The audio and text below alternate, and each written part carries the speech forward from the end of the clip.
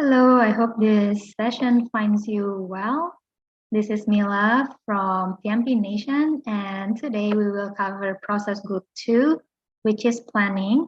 And I have to divide the session into because as we saw this table in our previous session, process group planning got the most amount of processes, 24 out of 49. So that's almost 50% of the PMBOK guide materials.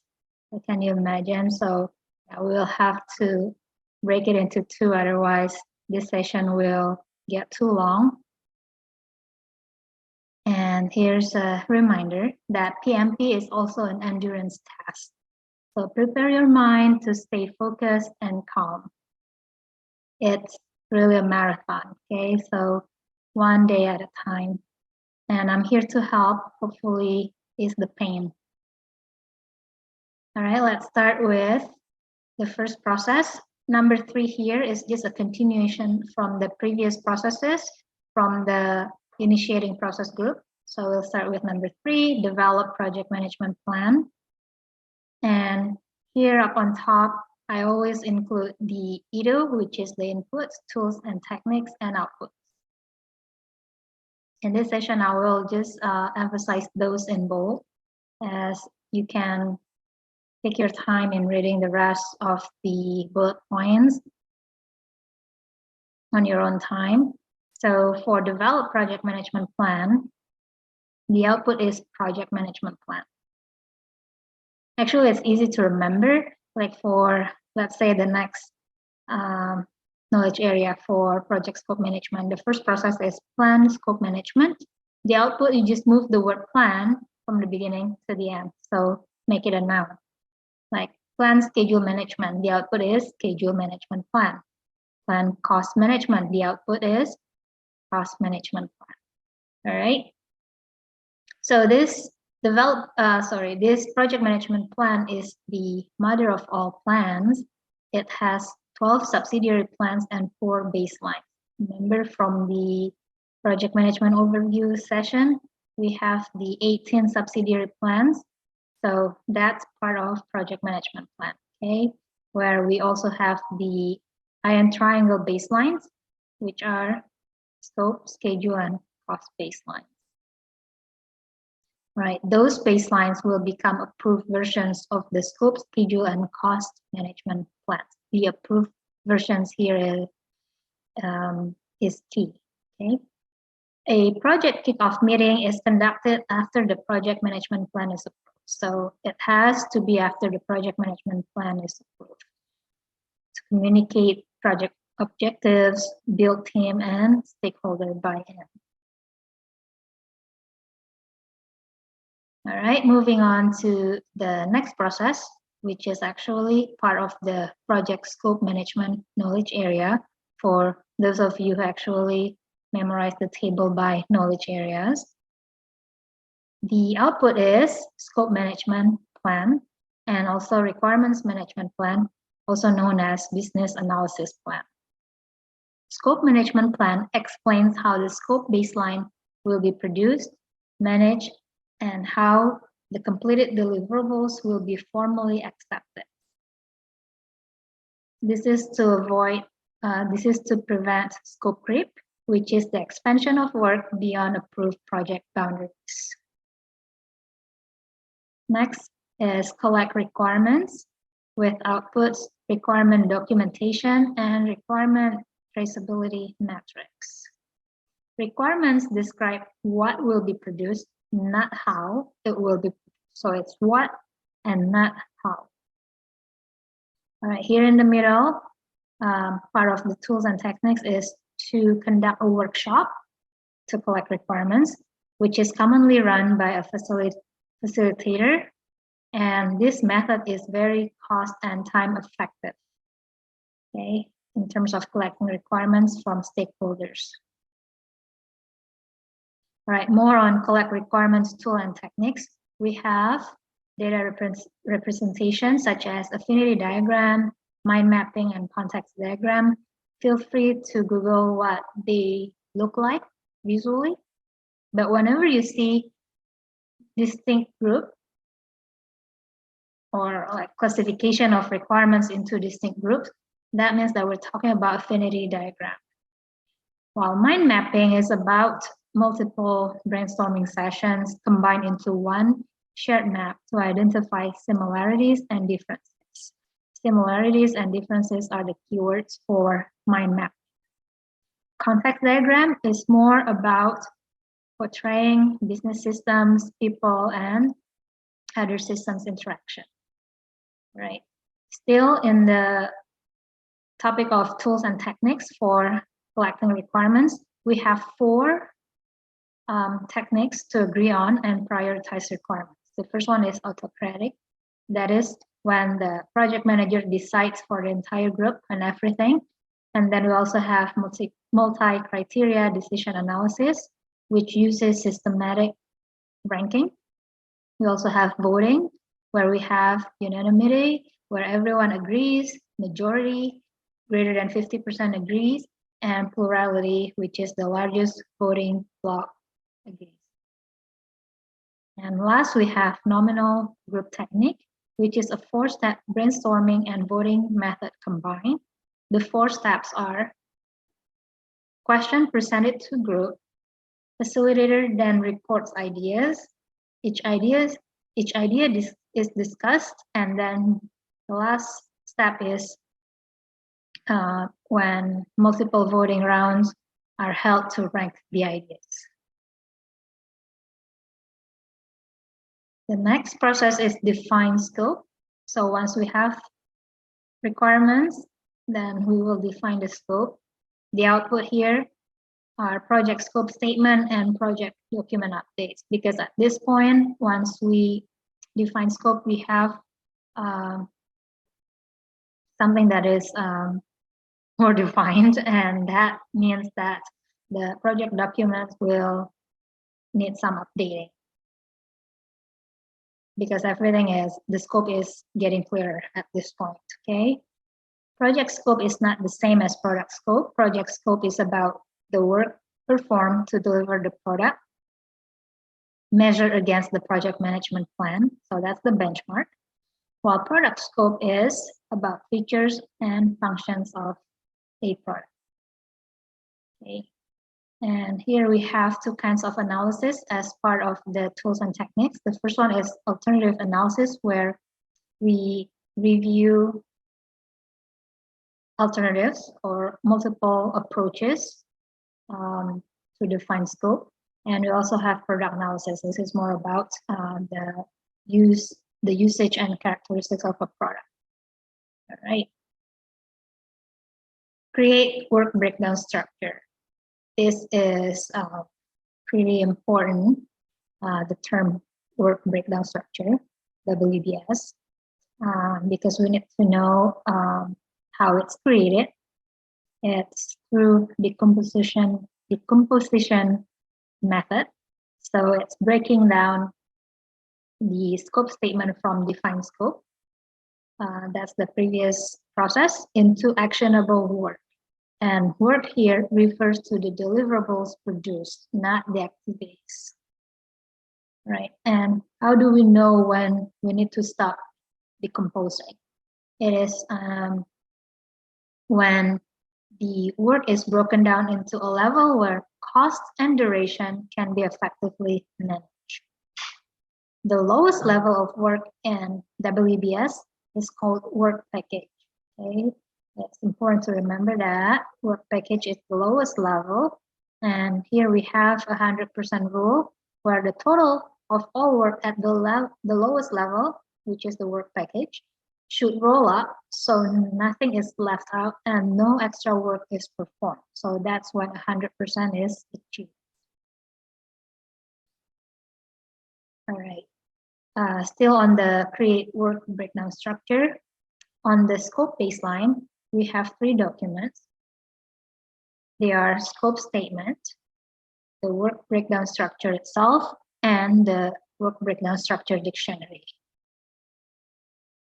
Acceptance criteria are defined in the scope statement of the scope baseline. So we have scope baseline first, scope statement, and then acceptance criteria, right?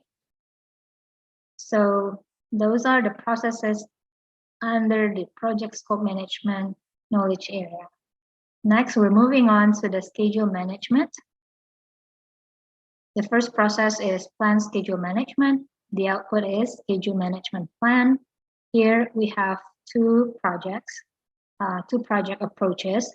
For predictive projects, since they're lower level of changes, we often use critical path approach to create the whole schedule at the beginning of the project. And if there is any changes, then we need to do the PICC, which is Perform Integrated Change Control process. While for adaptive or agile projects, where there will be frequent changes, then the schedule is created progressively in short portions. All right, after we have the schedule management plan, then we need to define the activities. Here, the outputs will be activity list, activity attributes, and milestone list. What is activity? It is a distinct scheduled portion of work to be performed.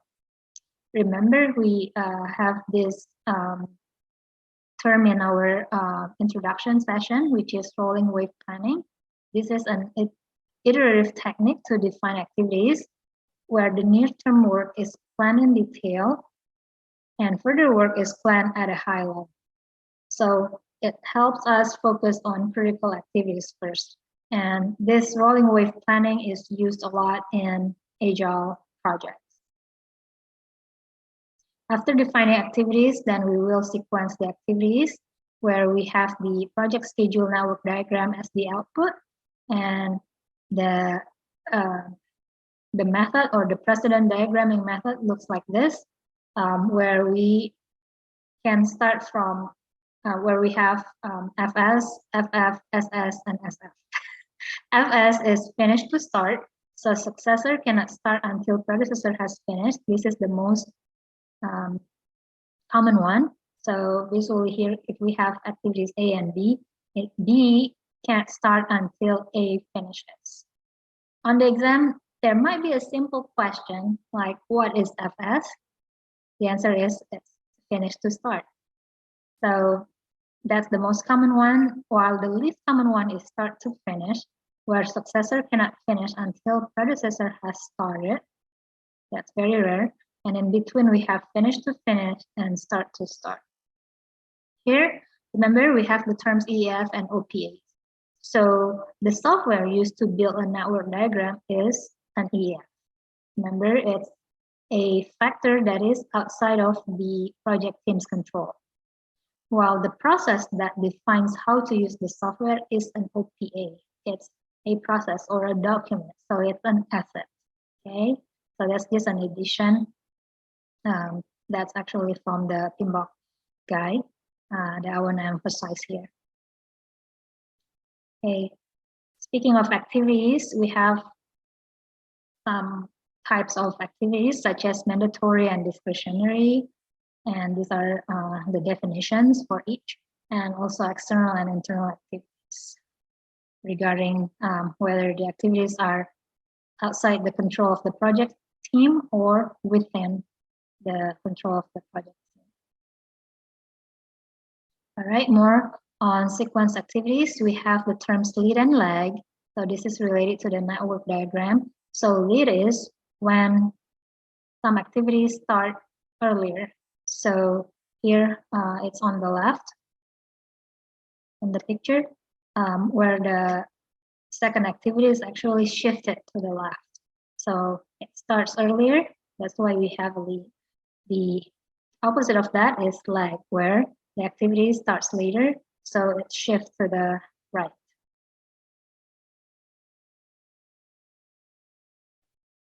The next process in the project schedule management is estimate activity durations. So we have outputs, duration estimates, and basis of estimates. Whenever we see the word estimate, for the output, you just move the word estimate to the end. So duration estimates, and of course, with estimates, we need to have the basis of the estimates, which is the logic behind each activity estimate. Okay. Here's a format of an estimate duration that we need to remember. So it's work period plus or minus tolerance. So for example, unless specified otherwise on the exam, work period is normally 5 days a week. So if we have 5 weeks plus or minus 3 days, that means 5 times 5, so 25 days, minus 3 days, so that's 22 days minimum, and 25 days plus 3 days, so that's 28 days maximum. So the duration is between 22 and 28 days. And when we create duration estimate, we don't include legs, okay? So it's just the 22 days, because the 3 days here are actually the tolerance or the leg or the lead. But here we don't include any leg, so just the